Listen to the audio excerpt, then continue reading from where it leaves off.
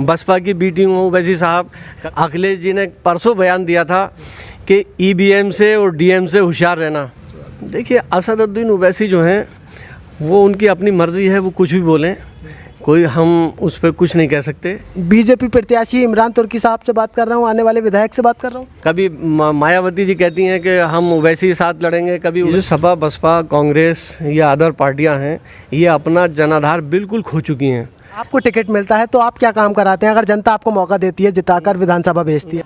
अगर संभल से आप विधायक बनते हैं तो संभल के लिए वो 4 काम या 5 काम ऐसे क्या होंगे जो आप संभल विधानसभा के लिए करने वाले करेंगे?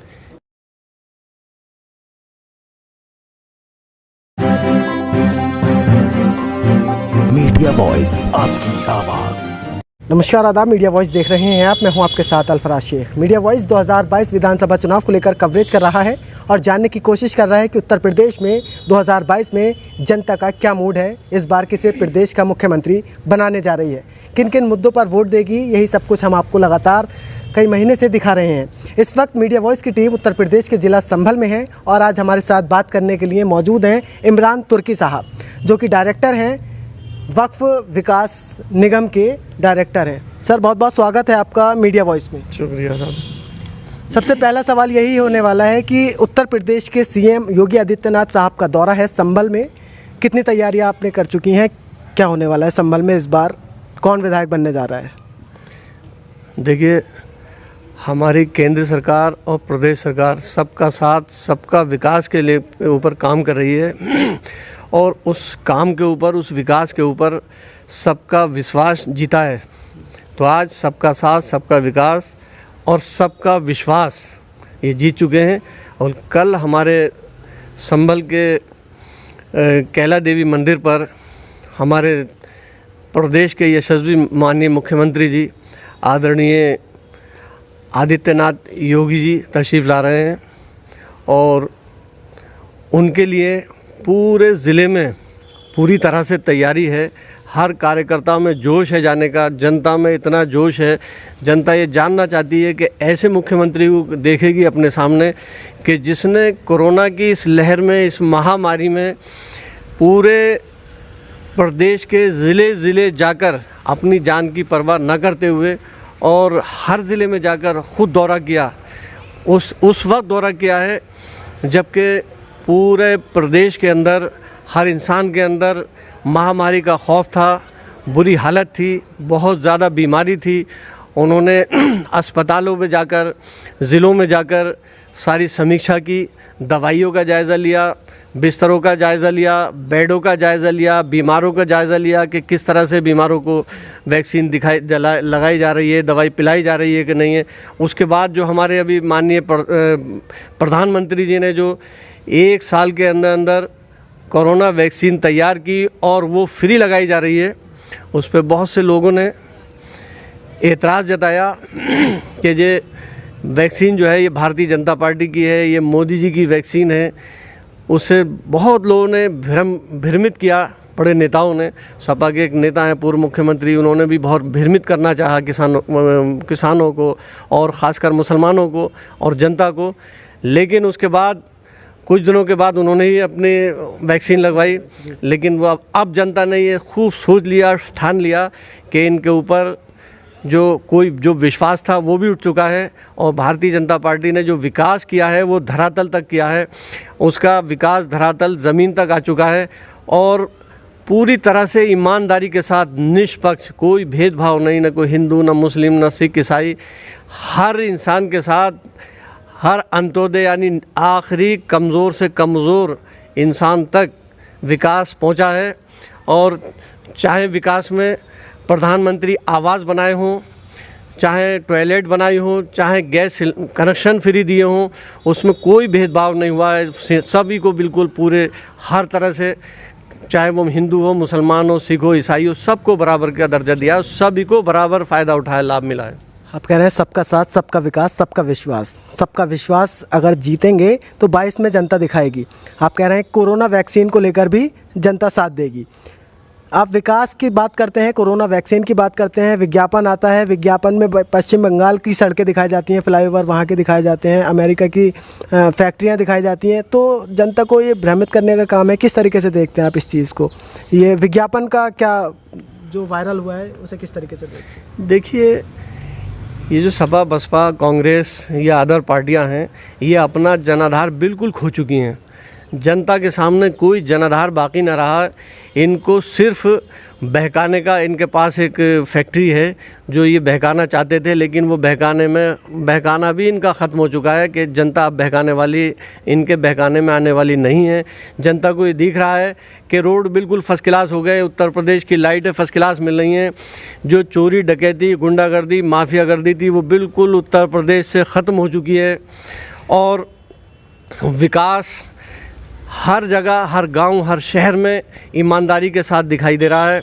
हमारे माननीय योगी जी और हमारी भारतीय जनता पार्टी आने वाले 2022 के चुनाव में, पिछली बार तो 325 सीट थी, लेकिन इस बार मैं उम्मीद करता हूं, और उम्मीद नहीं, पूरा विश्वास है जनता से और कार्यकर्ताओं से कि 350 के भी पार पहुंचेगी भारतीय जनता पार्टी, और उत्तर प्रदेश में फिर दोबारा माननीय योगी जी को प्रदेश का मुखिया चुनेगी, उनको मुख्यमंत्री बनाएगी।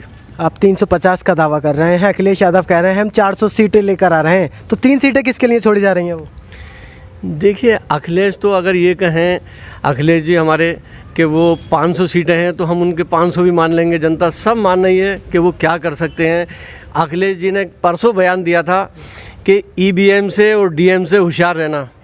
उनकी इस बयान से ये साबित हो रहा है कि उनकी जो सीटें हैं वो मैं समझता हूँ कि 50 के और 60 के दरमियान रह रही हैं। उनकी बहुत बुरी हालत है, बहुत खस्ता हालत हो चुकी है उनकी, क्योंकि वो अभी से ही ईवीएम पे और डीएम पे ईमानदारी के होते साथे उस बेईमानी की जो है अभी तक ठीकरा फोड़ना चाह रहे हैं। वो उन्हें सब ये जनता भी समझ गई कि अभी से इनकी जो है निराशा का वो है, ये जो ठीकरा जो फोड़ रहे हैं डीएम पे और ईवीएम पे, तो इनका कुछ नहीं है।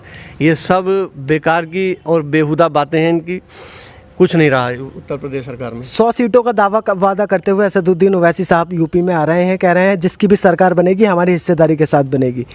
बीजेपी को हराने के लिए आ रहे हैं, क्या कहना चाहते हैं? देखिए, असदुद्दीन ओवैसी जो हैं वो उनकी अपनी मर्ज़ी है, वो कुछ भी बोलें, कोई हम उस पर कुछ नहीं कह सकते कि क्या बोल रहे हैं वो।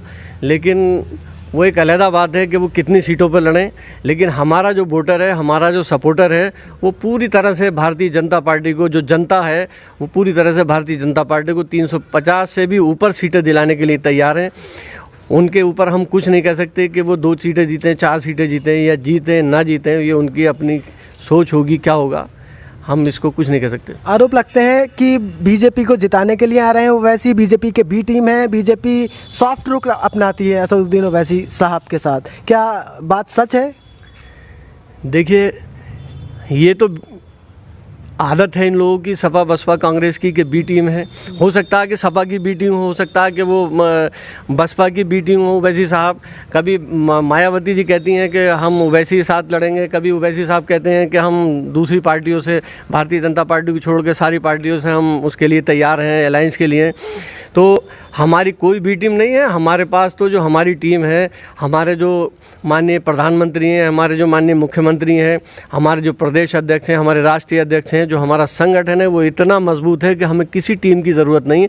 हमारी टीम राष्ट्र से लेकर, प्रदेश से लेकर और कार्यकर्ताओं के और बूथ अध्यक्ष तक और पन्ना अध्यक्ष तक, हर पन्ने पे इतनी मजबूत है, हर शहर में, हर गांव में इतनी मजबूत है कि हम मजबूती से 350 से ऊपर सीटें लेके आएंगे।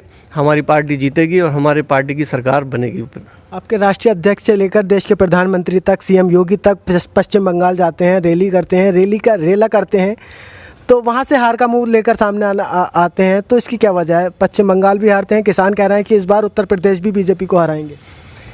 देखिए, पश्चिम बंगाल में हमारी 3 सीटें थीं और अब 67 सीटें जीती हैं भारतीय जनता पार्टी ने, और उस पोजीशन में जीती हैं कि जहाँ के ममता जी मुख्यमंत्री बनी हुई थी और उन्होंने बड़ी हठधर्मी के साथ वहाँ के कार्यकर्ताओं के साथ बर्बरता की और अभी तक बर्बरता और उनके साथ ज़्यादती हो रही हैं। उसके बावजूद भी हम 67 सीटें जीत के आए, भारतीय जनता पार्टी 67 सीटें जीत के आई।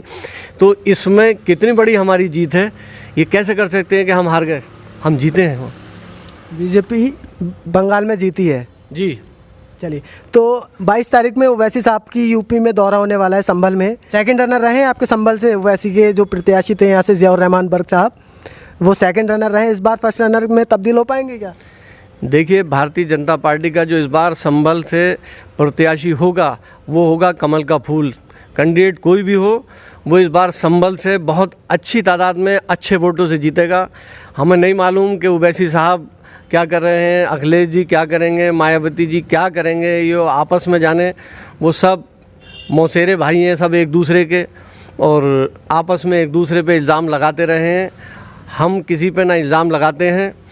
हमारा साफ दामन है बिल्कुल भारतीय जनता पार्टी का। हमारे चाहे प्रधानमंत्री हों, चाहे हमारे राष्ट्रीय अध्यक्ष हों, चाहे मुख्यमंत्री हों, चाहे हमारे प्रदेश अध्यक्ष हों, बिल्कुल ईमानदार, साफ़ सुथरी और ईमानदार पार्टी है हमारी। ईमानदार हमारे कार्यकर्ता है और मेहनती, लगनशील हमारा वोटर है, हमारा सपोर्टर है। इसलिए हमें उनसे कोई मतलब नहीं। हमारी सीटें उत्तर प्रदेश में इस बार 300 के 350 के पार हैं। संभल में हमारी टीम कई दिन से कवरेज कर रही है, यहाँ पर जानने की कोशिश कर रही है कि इस बार संभल की जनता का क्या रुझान है।